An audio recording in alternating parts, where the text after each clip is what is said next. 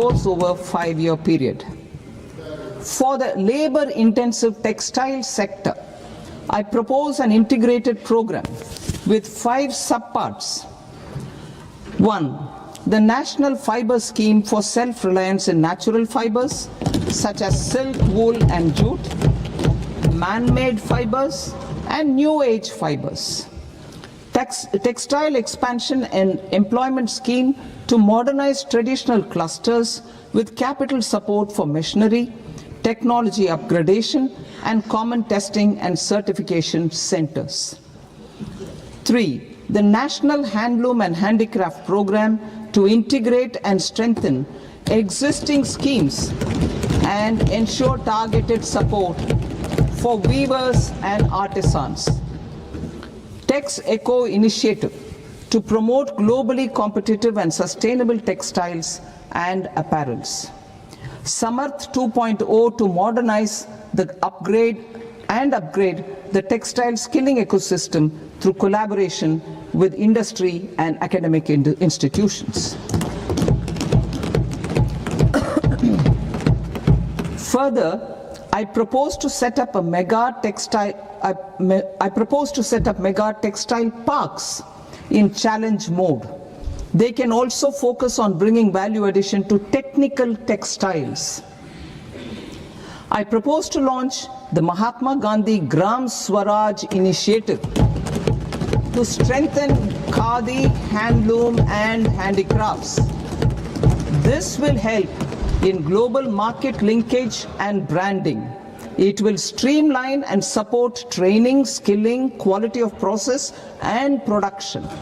This will benefit our weavers, village industries, One District, One Product ODOP initiative, and also our rural youth. For sports goods that will promote manufacturing, research and innovation in equipment design as well as material sciences. Rejuvenation of legacy industrial clusters.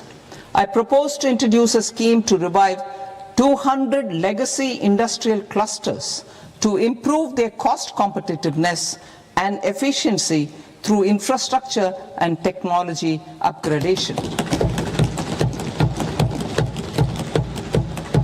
Creating champion SMEs and supporting micro enterprises. Recognizing MSMEs as a vital engine of growth, I propose a 3-pronged approach to help them grow as champions. Equity support. I propose to introduce a dedicated 10,000 crores SME growth fund to create future champions, incentivizing enterprises based on select criteria. I also propose to top up the Self-Reliant India Fund set up in 2021 with 2,000 crores to continue support to micro enterprises and maintain their access to risk capital. Liquidity support. With TREDS, more than 7 lakh crore has been made available to MSMEs. To leverage its full potential, I propose 4 measures. 1. Mandate TREDS as the transaction settlement platform for all purchases from MSMEs by CPSEs, serving as a benchmark for other corporates. 2. Introduce a credit guarantee support mechanism through CGT-MSE for invoice discounting on TREDS platform. 3. Link GEM with TREDS for sharing information with financiers about government purchases from MSMEs, encouraging cheaper and quicker financing. 4. Introduce TREDS receivables as asset-backed securities, helping develop a secondary market, enhancing liquidity and settlement of transactions. Professional support. Government will facilitate professional institutions such as the ICAI, ICSI, ICMAI to design short-term modular courses and practical tools to develop a cadre of corporate mitras, especially in Tier 2 and Tier 3 towns. These accredited para-professionals will help MSMEs meet compliance requirements at affordable costs. Infrastructure.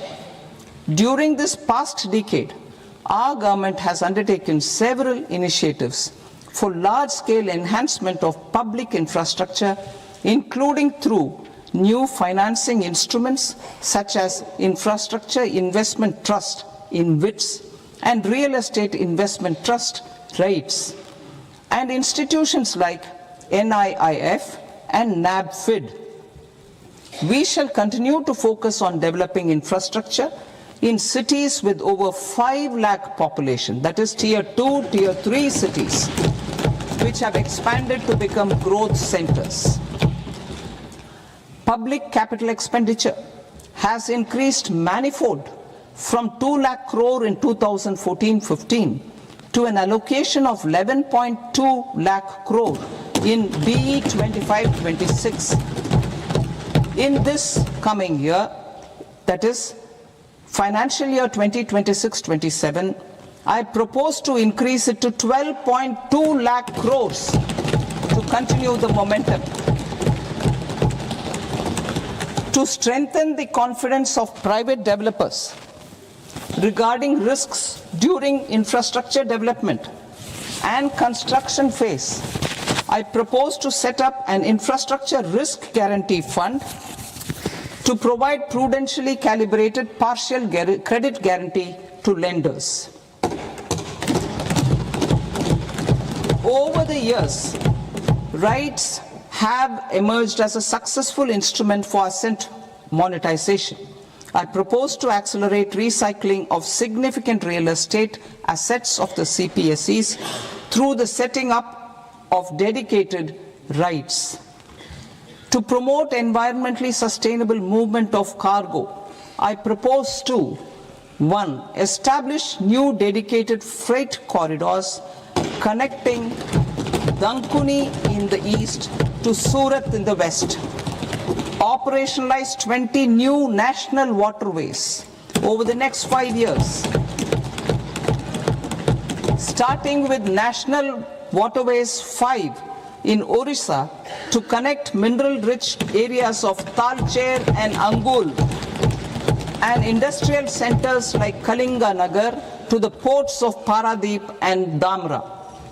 Training institutes will be set up as regional centers of excellence for development of required manpower for these waterways.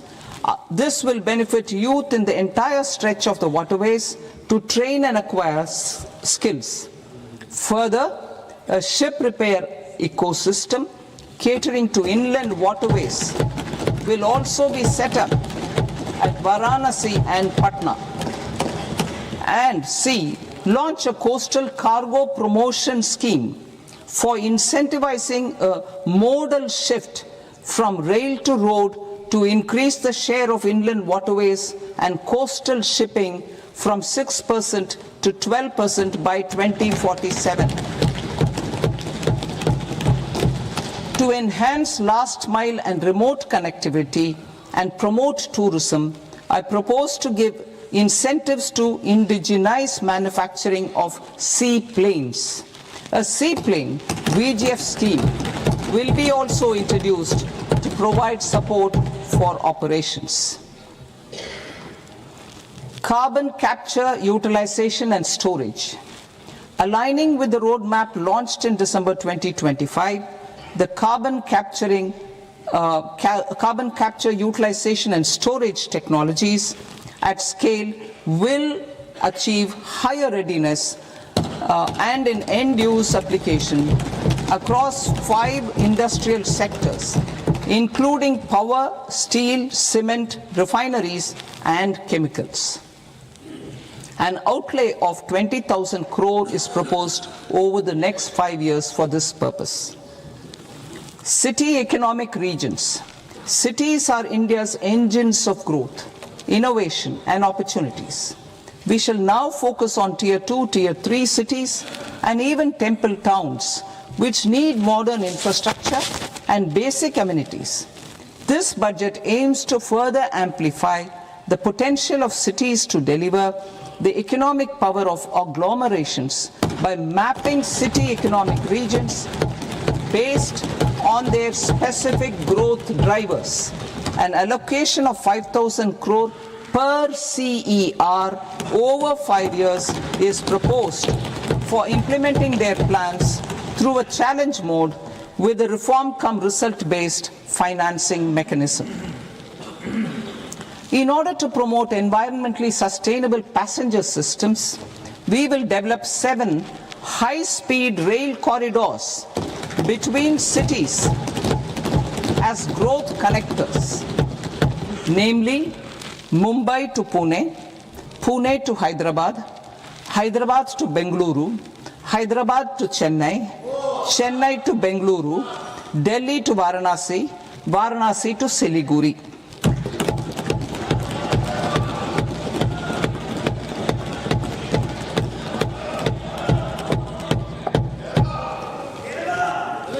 Financial sector. The Indian banking sector today is characterized by strong balance sheet, historic highs in profitability, improved asset quality, and coverage exceeding 98% of villages in the country. At this juncture, we are well placed to futuristically evaluate the measures needed to continue on the path of reform-led growth of this sector. I propose setting up a high-level committee on banking for Vikasit Bharat. High-level committee on banking for Vikasit Bharat to comprehensively review the sector and align it with India's next phase of growth while safeguarding financial stability, inclusion, and consumer protection. The vision for NBFCs for Vikasit Bharat has been outlined with clear targets for credit disbursement and technology adoption in order to achieve scale and improve efficiency in the public sector NBFCs. As a first step, it is proposed to restructure the Power Finance Corporation and Rural Electrification Corporation. I propose a comprehensive review of the foreign exchange management non-debt instruments rules to create a more contemporary, user-friendly framework for foreign investments consistent with India's evolving economic priorities. Corporate bond market. I propose to introduce a market-making framework with suitable access to funds and derivatives on corporate bond indices. I also propose to introduce total return swaps on corporate bonds.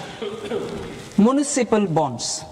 To encourage the issuance of municipal bonds of higher value by larger cities, I propose an incentive of 100 crore rupees for a single bond issuance.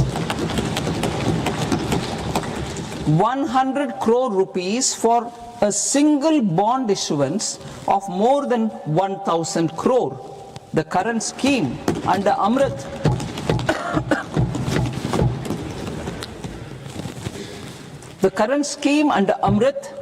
which incentivizes issuances up to 200 crores only, will also continue to support smaller and medium towns. That will also continue to support the smaller and medium towns. Ease of doing business. Individual persons resident outside India, PROI, will be permitted to invest in equity instruments of listed Indian companies through the portfolio investment scheme. It is also proposed to increase the investment limit for an individual PROI under the scheme from 5% to 10%, with an overall investment limit for all individual PROIs to 24% from the current 10%. Emerging technologies including AI. 21st century is technology driven. Adoption of technology is for the benefit of all people. Farmers in the field, women in STEM, youth keen to upskill, and Divyangjan to access newer opportunities. The government has taken several steps to support new technologies through AI Mission, National Quantum Mission, Anusandhan National Research Fund, and Research and Development and Innovation Fund. Our second kartavya is to fulfill aspirations and build capacities. Close to 25 crore individuals have come out of multi-dimensional poverty through a decade of our government's sustained and reform-oriented efforts.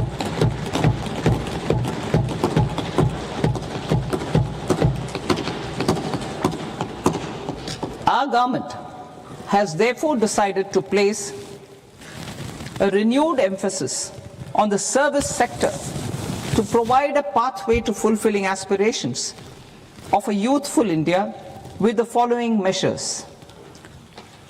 I propose to set up a high-powered education to employment and enterprises standing committee to recommend measures that focus on services sector as a core driver of Vikasit Bharat. This will make us a global leader in services with a 10% global share by 2047. The committee will prioritize areas to optimize the potential for growth, employment, and exports. They will also assess the impact of emerging technologies, including AI, on jobs and skill requirements and propose measures thereof. To create a range of skilled career pathways, a new range of skilled career pathways for our youth, I propose interventions in the following sectors. Health. Existing institutions for allied health professionals will be upgraded and new AHP institutions established in private and government sectors. This will cover 10 selected disciplines, including optometry, radiology, anesthesia, OT technology, applied psychology and behavioral health, and add 1 lakh AHPs over the next 5 years. A strong care system covering geriatric and allied care services will be built. A variety of NSQF aligned programs will be developed to train multi-skilled caregivers, combining core care and allied skills such as wellness, yoga, and operation of medical assistive devices. In the coming year, 1.5 lakh caregivers will be trained.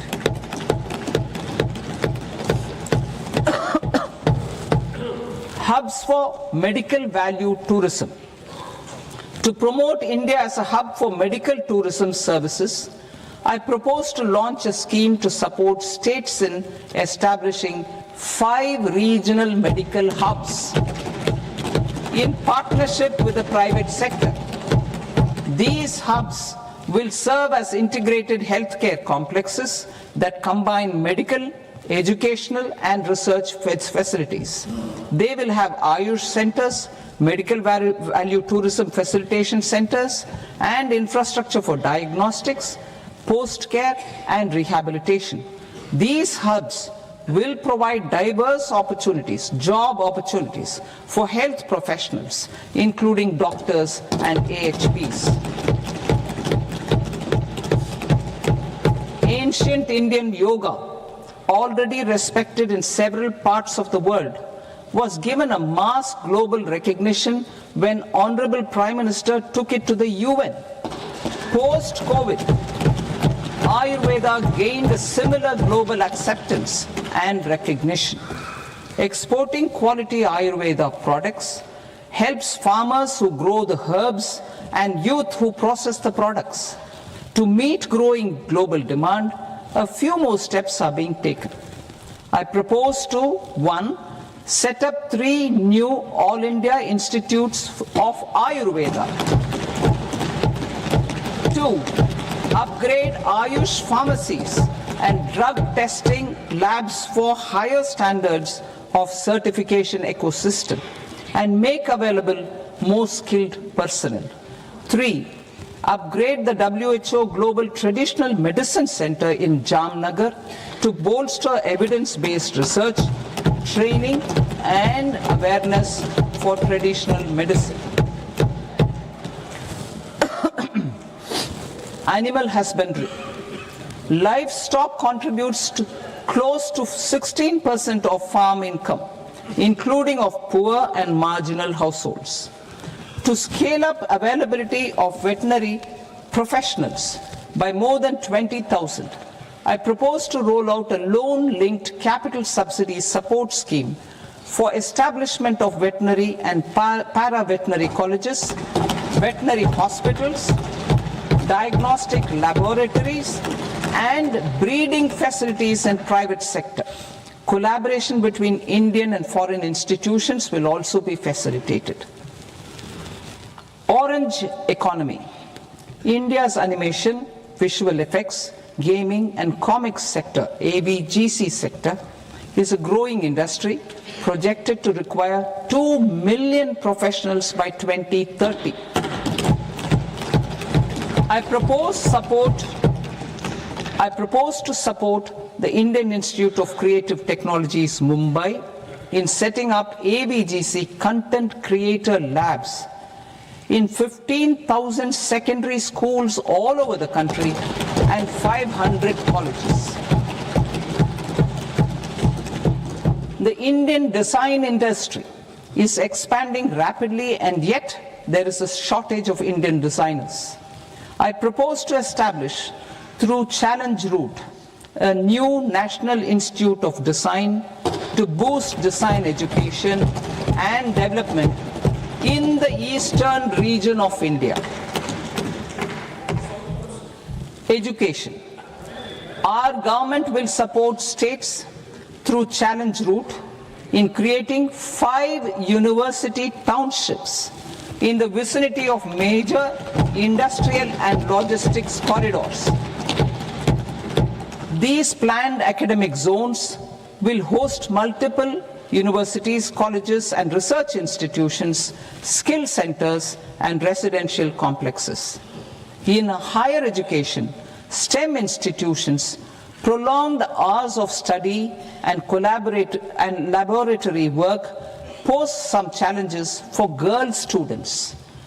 Through VGF, Viability Gap Funding and capital support, 1 girls' hostel will be established in every district.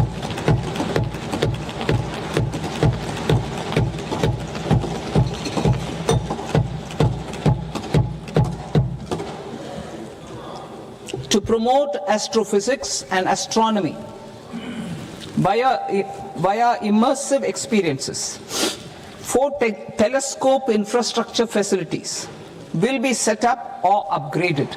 The National Large Solar Telescope, the National Large Optical Infrared Telescope, the Himalayan Chandra Telescope, and the Cosmos 2 Planetarium. Tourism. The tourism sector has the potential to play a large role in the employment generation, forex earnings, and expanding the local economy. I propose to set up a National Institute of Hospitality by upgrading the existing National Council for Hotel Management and Catering Technology.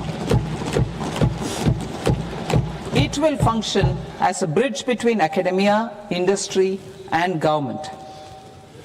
I also propose a pilot scheme for upskilling 10,000 guides in 20 iconic tourist sites through a standardized, high-quality, 12-week training course in hybrid mode in collaboration with the Indian Institute of Management. A national destination digital knowledge grid will be established to digitally document all places of significance, cultural, spiritual, and heritage. This initiative will create a new ecosystem of jobs for local researchers, historians, content creators, and technology partners. India has the potential and opportunity to offer world-class trekking and hiking experience. We will develop ecologically sustainable mountain trails in Himachal Pradesh, Uttarakhand, and Jammu Kashmir. Also in Araku Valley in the Eastern Ghats and Podigai Malai in the Western Ghats. Turtle trails along key nesting sites in the coastal areas of Odisha, Karnataka, and Kerala. And 3 bird watching trails along the Pulikat Lake in Andhra Pradesh, Tamil Nadu. It's on the border. Under the visionary leadership of Honorable Prime Minister, we established the International Big Cat Alliance in 2024.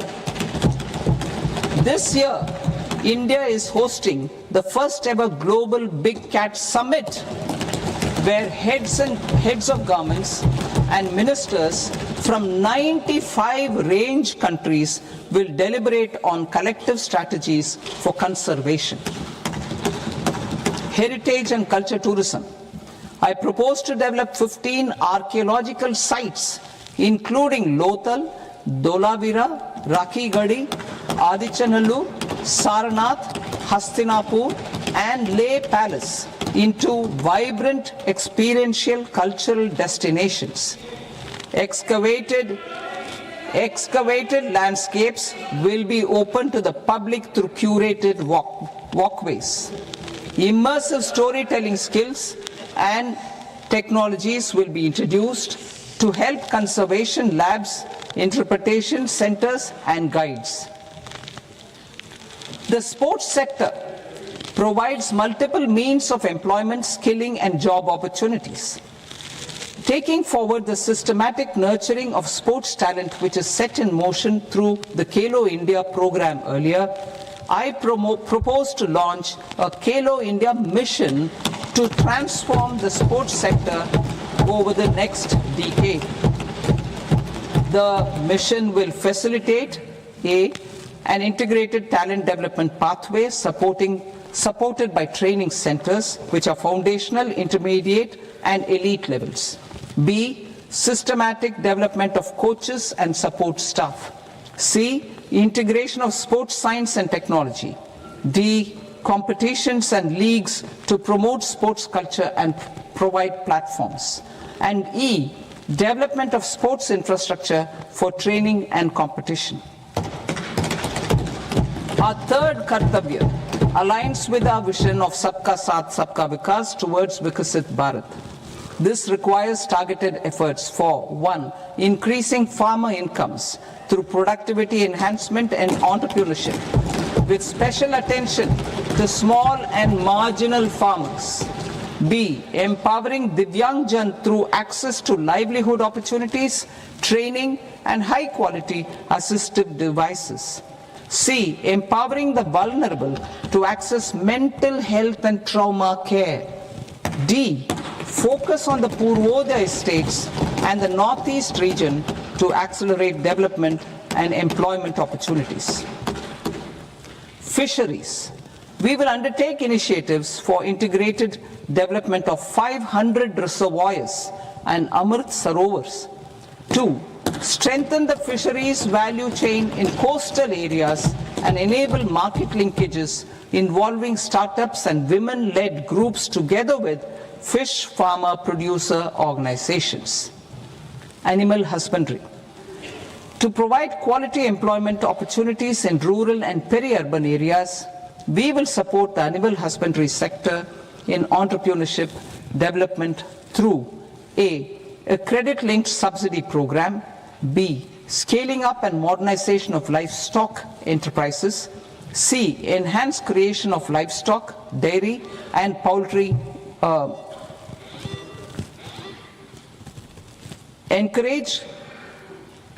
read that again. Enhance creation of livestock, dairy and poultry focused integrated value chains. And D. Encourage creation of livestock farmer producer organizations. High value agriculture.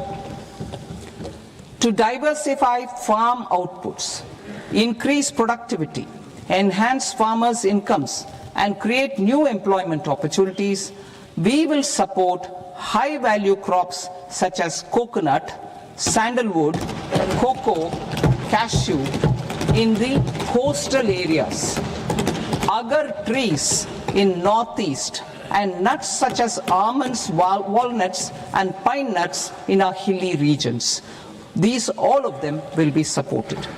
India is the world's largest producer of coconuts. About 30 million people, including nearly 10 million farmers, depend on coconuts for their livelihood. To further enhance competitiveness in coconut production, I propose a coconut promotion scheme to increase production and enhance productivity through various interventions, including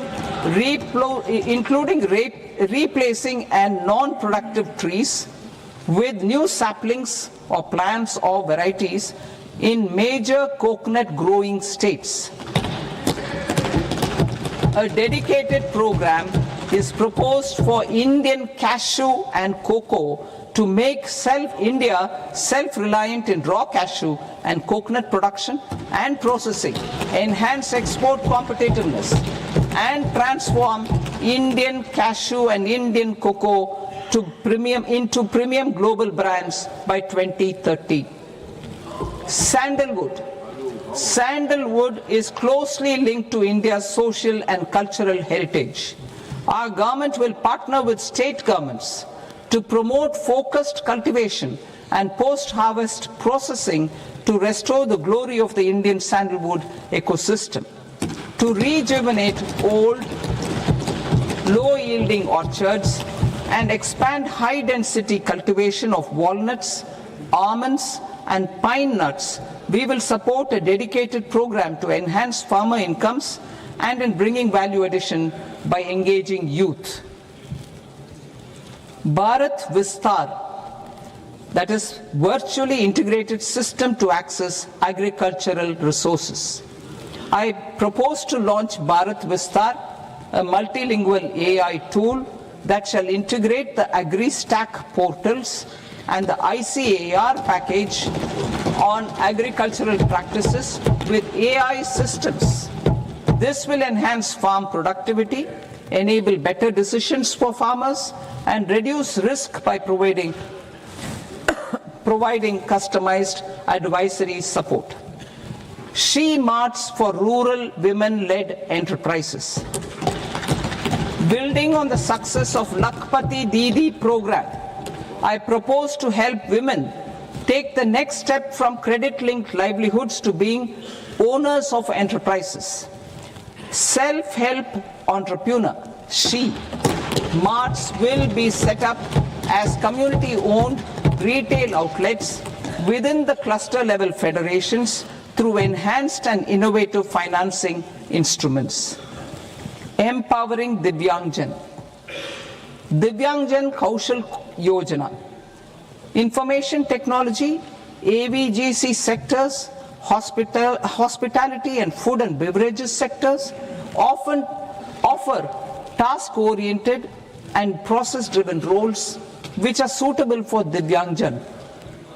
We will ensure dignified livelihood opportunities through industry-relevant and customized training specific to each Divyangjan group.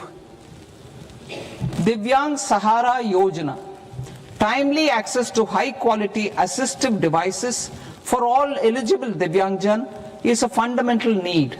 I propose to 1. Support the Artificial Limbs Manufacturing Corporation of India, ALIMCO, to set up and to scale up production of assistive devices, invest in R&D and AI integration, strengthen PM Divyasha Kendras, and support setting up of assistive technology marts as modern retail style centers where Divyangjan and senior citizens can see, try and purchase assistive products. Reaffirming our commitment to mental health and trauma care.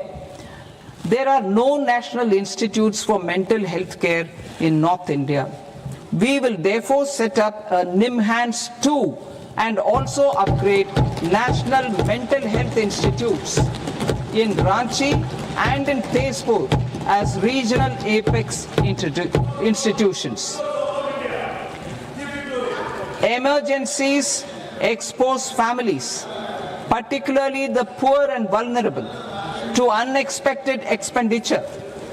We will strengthen and increase these capacities by 50% in district hospitals by establishing emergency and trauma care centers.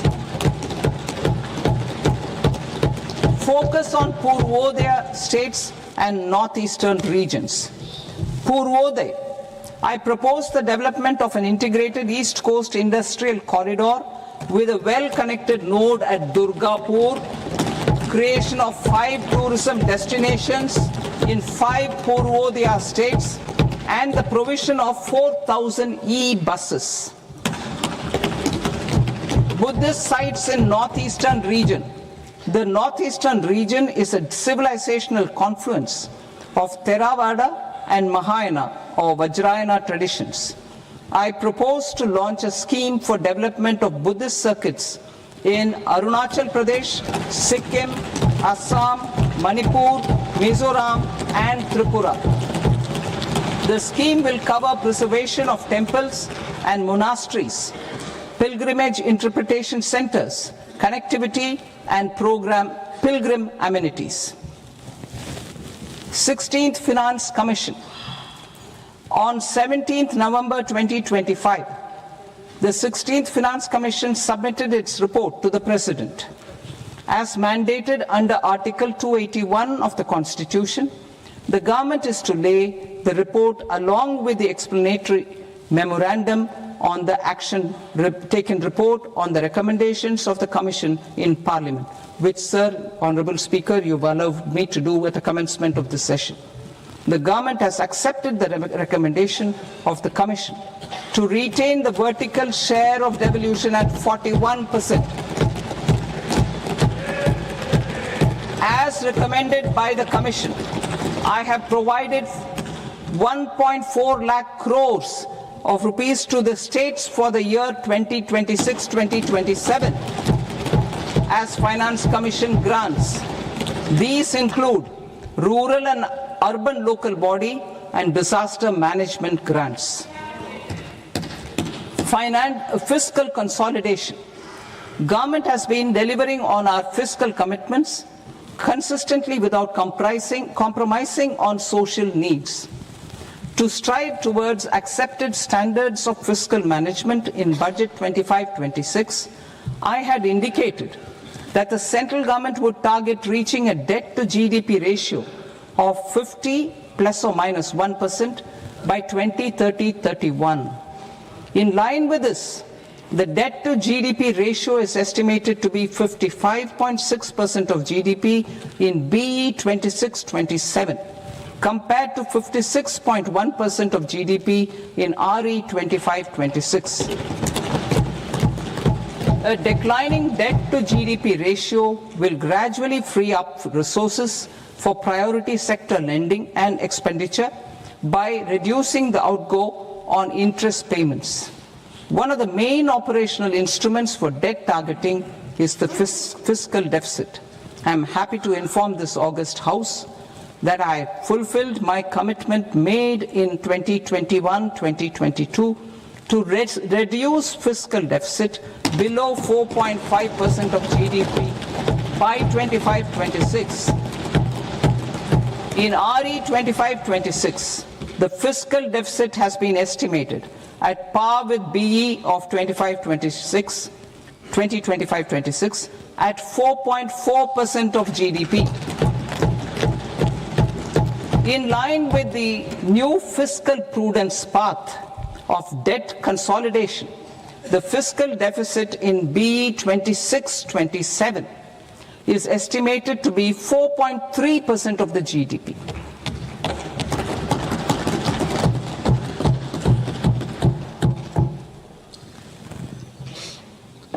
The revised estimates of the non-debt receipts are 34 lakh crore rupees, of which the centre's net tax receipts are 26.7 lakh crore.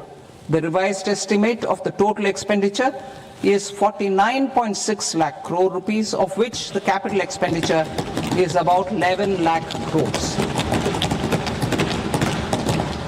Budget estimates 2026 to 2027. Coming to 26-27, the non-debt receipts and the total expenditure are estimated as 36.5 lakh crore and 53.5 lakh crore respectively. The centre's net tax receipts are estimated at 28.7 lakh crore rupees. To finance the fiscal deficit, the net market borrowings from dated securities are estimated at 11.7 lakh crore rupees. The balance financing is expected to come from small savings and other sources. The gross market borrowings are estimated at 17.2 lakh crore rupees. I'll now move to Part B. Part B, direct taxes.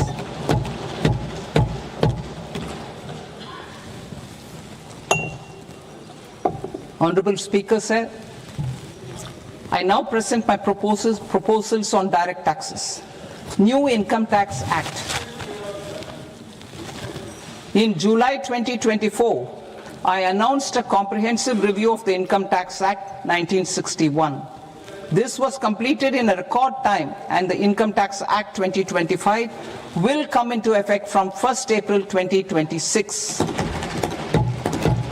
The simplified income tax rules and forms will be notified shortly, giving adequate time to taxpayers to acquaint themselves with its requirements. The forms have been redesigned such that ordinary citizens can comply without difficulty. Ease of living.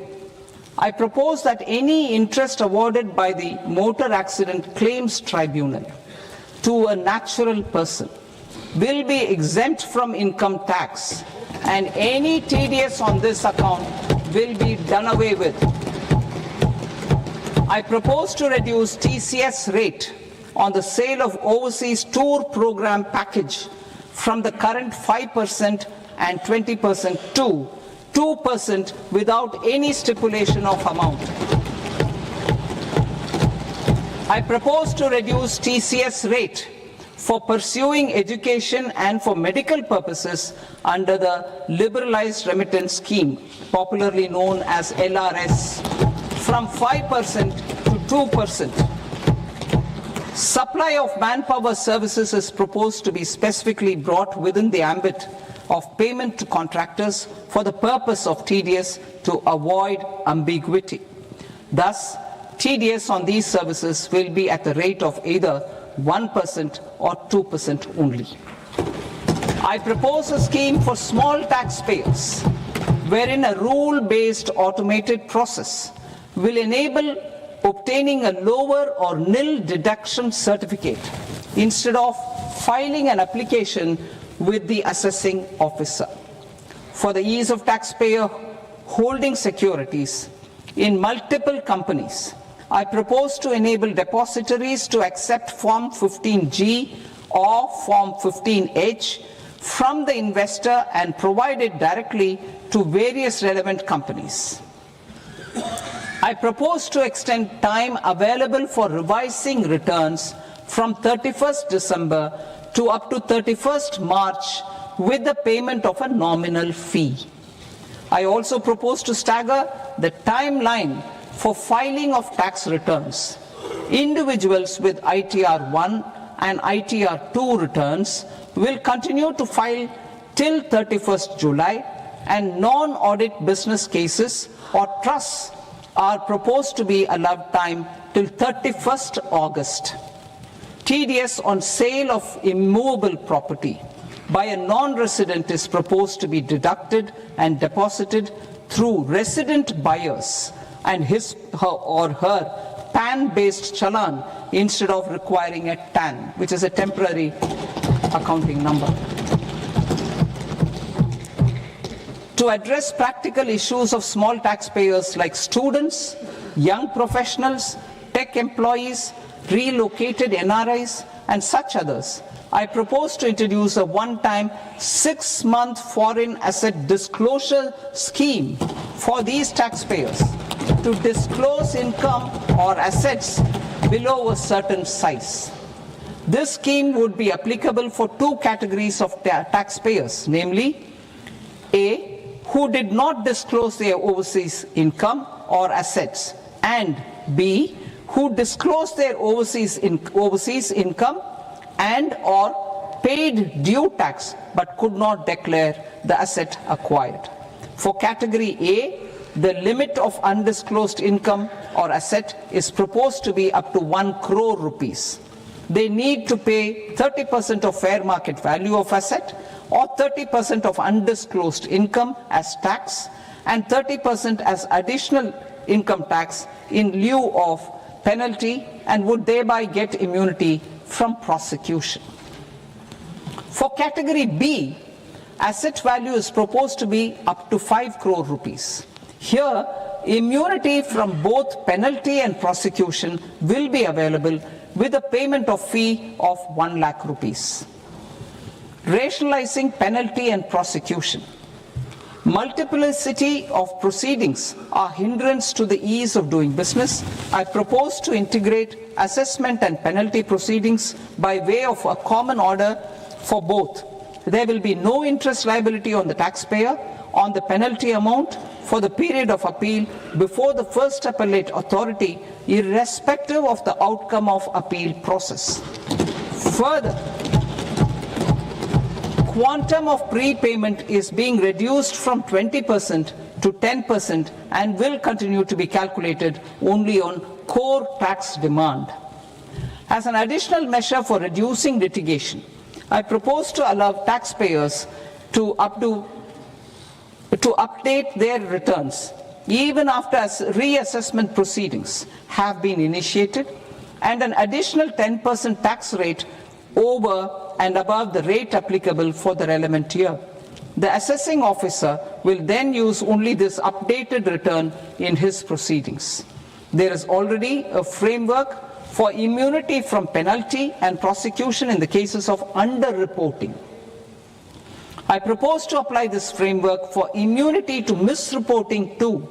However, in such a case, the taxpayer will need to pay 100% of the tax amount as an additional income tax over and above the tax and interest due. Penalties for certain technical defaults, such as failure to get accounts audited, non-furnishing of transfer pricing audit report, and default in furnishing statement for financial transactions are proposed to be converted into fee.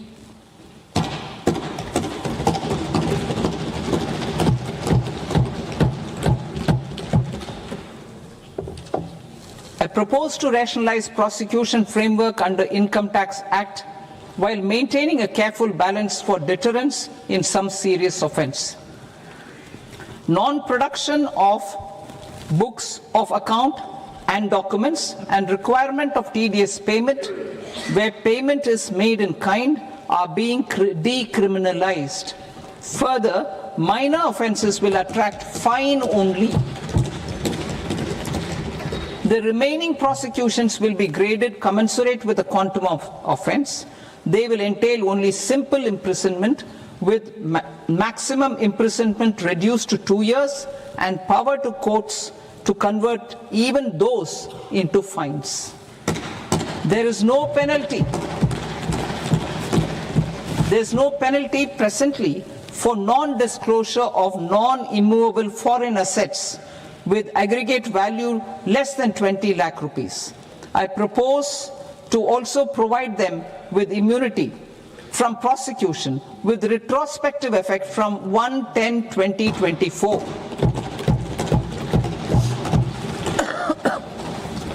Cooperatives.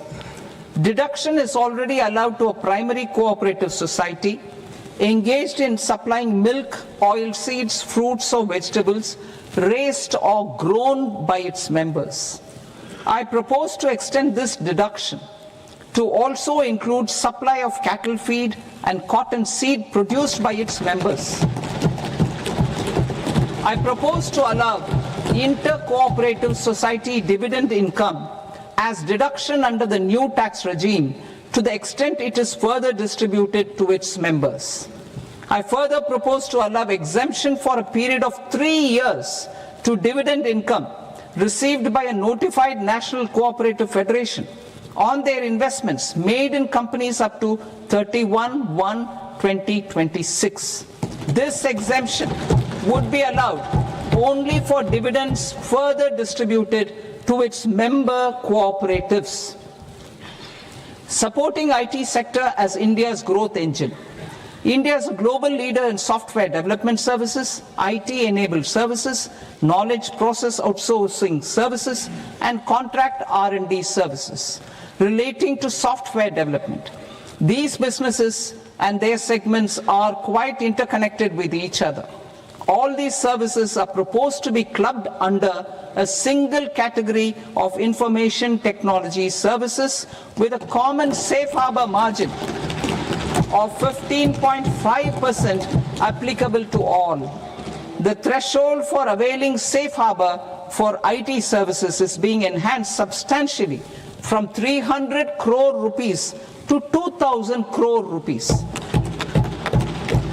Safe harbor for IT services shall be approved by an automated rule-driven process without any need for tax officer to examine and accept the application. Once applied by an IT services company, the same safe harbor can be continued for a period of 5 years at a stretch at its choice. For IT services companies who want to conclude advanced pricing agreement, APA, I propose to fast-track unilateral APA process for IT services and endeavor to conclude it within a period of 2 years.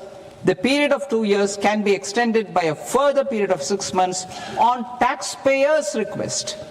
I propose to extend the facility of modified returns available to the entity entering APA to its associated entities also.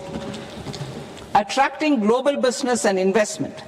Recognizing the need to enable critical infrastructure and boost investment in data centers, I propose to provide tax holiday till 2047 to any foreign company that provides cloud services to customers globally by using data center services from India.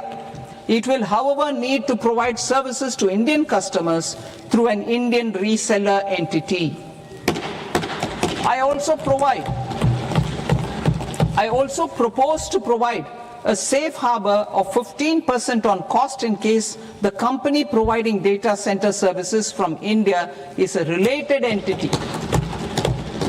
To harness the efficiency of just-in-time logistics for electronic manufacturing, I propose to provide safe harbor to non-residents for component warehousing in a bonded warehouse at a profit margin of 2% of the invoice value.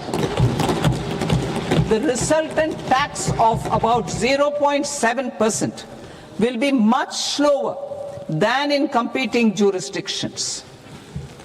To provide fillip to toll manufacturing in India, I propose to provide exemption from income tax for 5 years to any non-resident who provides capital goods, equipment or tooling to any toll manufacturer in a bonded zone. To encourage vast pool of global talent to work in India for a longer period of time, I propose to provide exemption to global, non-India sourced income of a non-resident expert for a stay period of 5 years under notified schemes. I propose to provide exemption from minimum alternate tax, the MAT, to all non-residents who pay tax on presumptive basis.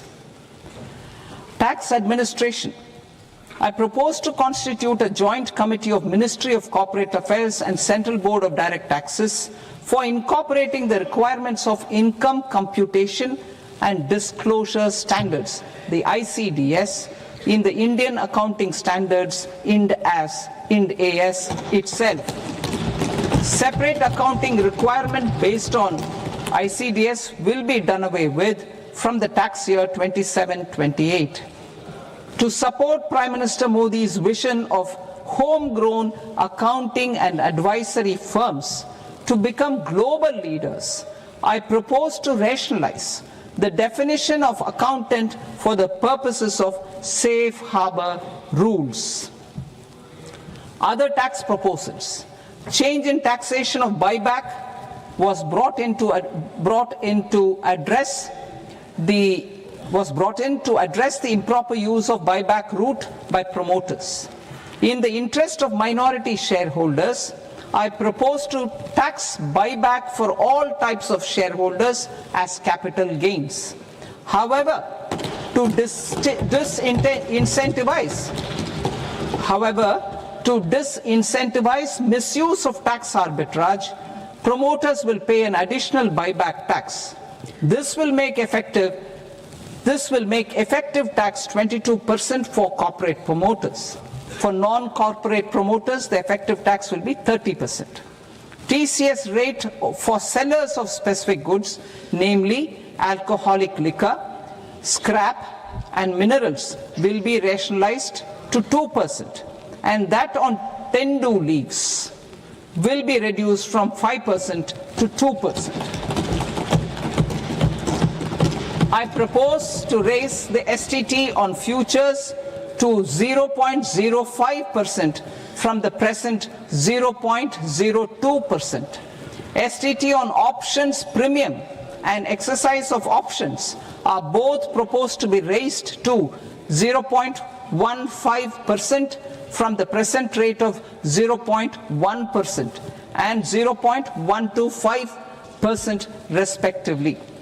We reformed the taxation landscape for corporates in 2019 by providing them a simplified regime with lower tax rate so that they could productively focus on business rather than on claim of deductions and exemptions.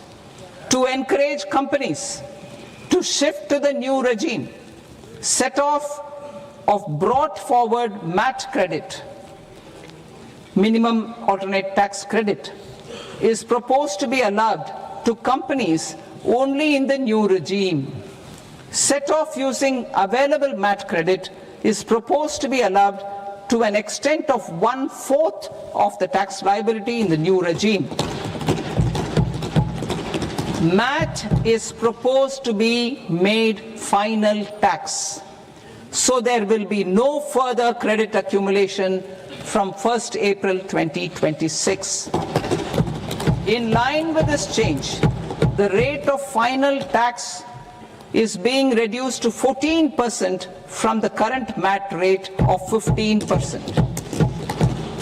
The brought forward MAT credit of taxpayers accumulated till 30th March 2026 will continue to be available to them for set-off as above. Indirect taxes. I shall now take up proposals related to indirect taxes. My proposals for customs and central excise aim to further simplify the tariff structure, support domestic manufacturing, promote export competitiveness, and correct inversion in duty.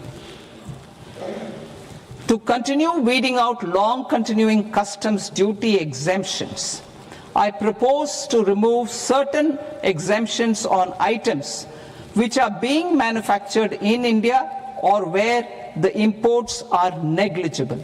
Similarly, to further simplify the process of ascertaining the rate of duty applicable on a particular item, I propose to incorporate certain effective rates in various customs notifications to the tariff schedule itself. I shall now take up sector-specific proposals. Promotion of exports of marine, leather, and textile products. I propose to increase the limit for duty-free imports of specified inputs used for processing seafoods for export from the current 1% to 3% of FOB value of the previous year's export turnover. I also propose to allow duty-free imports of specified inputs, which is currently available for exports of leather or synthetic footwear, to exports of shoe uppers as well. I propose to extend the time period for export of final product from the existing 6 months to 1 year for exporters of leather or textile garments, leather or synthetic footwear, and other leather products. Energy transition and security. I propose to extend the basic customs duty exemption given to capital goods used for manufacturing lithium-ion cells for batteries to those used for manufacturing lithium-ion cells for battery energy storage systems also. I propose to exempt basic customs duty on import of sodium antimonate for use in manufacture of solar glass. Nuclear power. I propose to extend the existing basic customs duty exemption on imports of goods required for nuclear power projects till the year 2035 and expand it for all nuclear plants irrespective of their capacity. Critical minerals. It is proposed to provide basic customs duty exemption to the import of capital goods required for the processing of critical minerals in India. Biogas blended CNG. I propose to exclude the entire value of biogas while calculating the central excise duty payable on biogas blended CNG. Civil and defense aviation. I propose to exempt basic customs duty on components and parts required for the manufacture of civilian training and other aircrafts. It is proposed to exempt basic customs duty on raw materials imported for the manufacture of parts of aircraft to be used in maintenance, repair, or overall requirements by units in the defense sector. Electronics. To deepen value addition in the consumer electronics sector, I propose to exempt basic customs duty on specified parts used in the manufacture of microwave ovens. Special economic zone. To address the concerns arising about utilization of capacity by manufacturing units in the special economic zones due to global trade disruptions, I propose as a special one-time measure to facilitate sales by eligible manufacturing units in SEZs to the domestic tariff area at concessional rates of duty. To facilitate sales by eligible manufacturing units in SEZs to the domestic tariff area at concessional rates of duty. The quantity of such sales will be limited to a prescribed proportion of their exports. Necessary regulatory changes will be undertaken to operationalize the measures while ensuring level playing field for the units working in the DTA. Ease of living. To rationalize the customs duty structure for goods imported for personal use, I propose to reduce the tariff rate on all dutiable goods imported for personal use from 20% to 10%. To provide relief to patients, particularly those suffering from cancer, I propose to exempt basic customs duty on 17 drugs or medicines. I propose also to add 7 more rare diseases for the purposes of exempting import duties on personal imports of drugs, medicines, and food for special medical purposes used in their treatment. Customs process. India's role and share in the global trade is poised for a major leap in line with our ambition and journey towards Vikasit Bharat. In this regard, I propose many measures for custom processes to have minimal intervention for smoother and faster movement of goods and greater certainty to the trade. Trust-based systems. I propose to enhance duty deferral period for Tier 2 and Tier 3 authorized economic operators, known as AEOs, from 15 days to 30 days. I propose to provide eligible manufacturer importers the same duty deferral facility. This should encourage them to get themselves accredited as a full-fledged Tier 3 AEO in due course.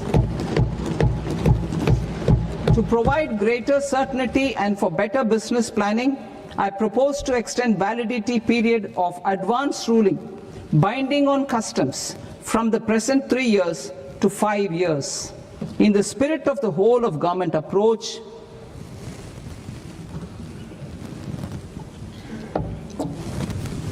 government agencies will be encouraged to leverage AEO accreditation for preferential treatment in clearing their cargo. Regular importers with trusted long-standing supply chains will be recognized in the risk system so that the need for verification of their cargo every time can be minimized. Export cargo using electronic sealing.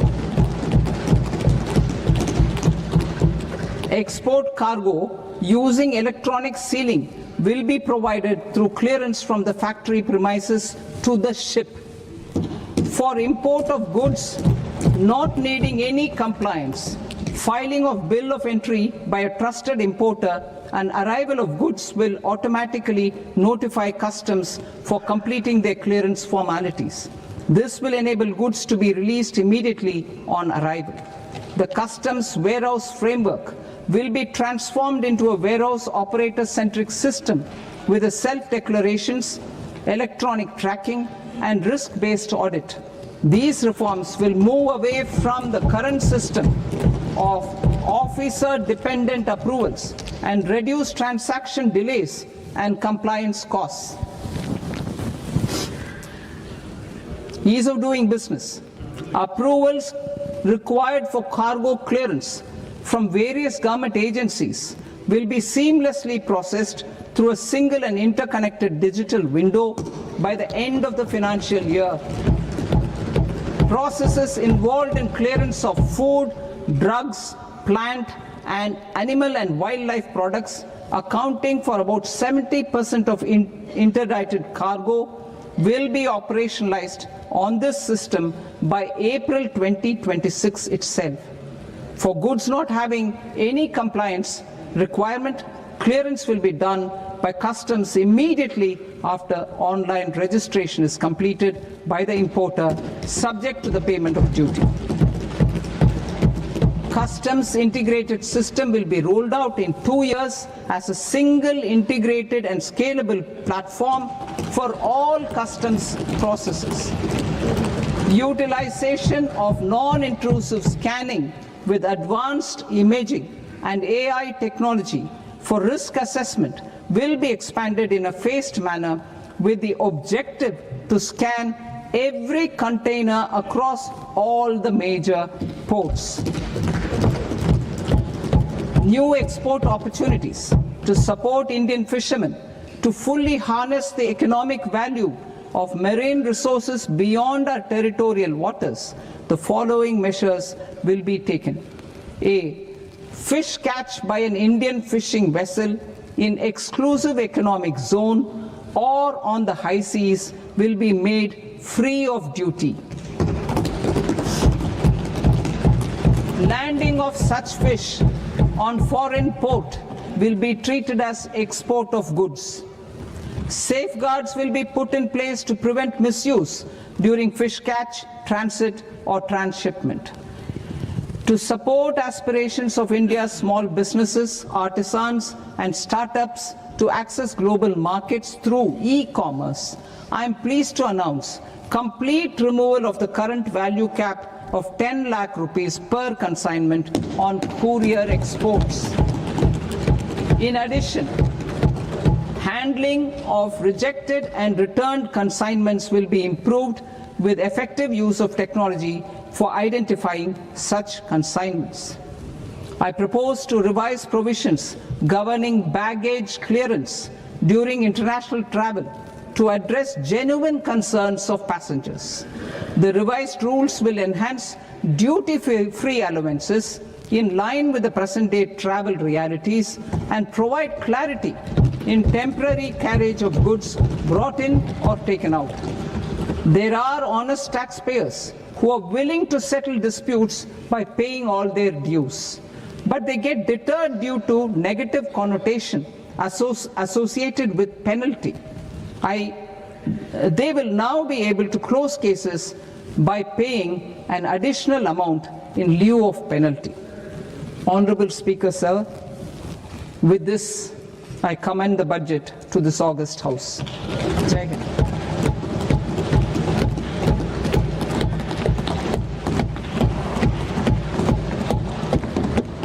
One and a half hours.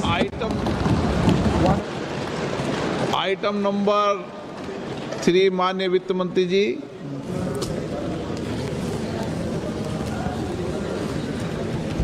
Item number 2, sir. 3.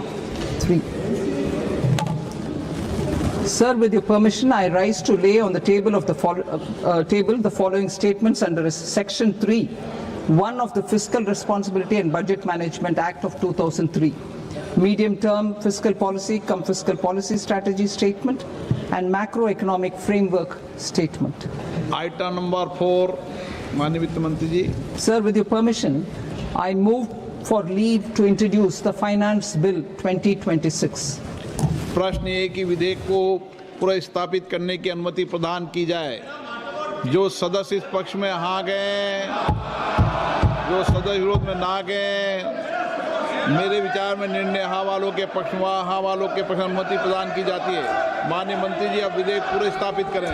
Sir, I introduce the bill. माननीय सदस्यगण, आपको सूचित किया जाता है कि माननीय वित्त मंत्री जी के बजट भाषण की कॉपी पब्लिकेशन काउंटर पर ली जाती है। बजट भाषण और बजट से संबंधित दस्तावेज आपके मोबाइल फोन और मेंबर पोर्टल्स पर ही उपलब्ध है। सभा की कार्रवाई कल सोमवार दिनांक 2 फरवरी 2026 को प्राप्त 11 बजे तक के लिए स्थगित की जाती है। थोड़ा ब्राइट और थोड़ा, इससे भी ब्राइट होगा आपका फ्यूचर अगर आप चुनते हो पारुल यूनिवर्सिटी, वडोदरा, गुजरात।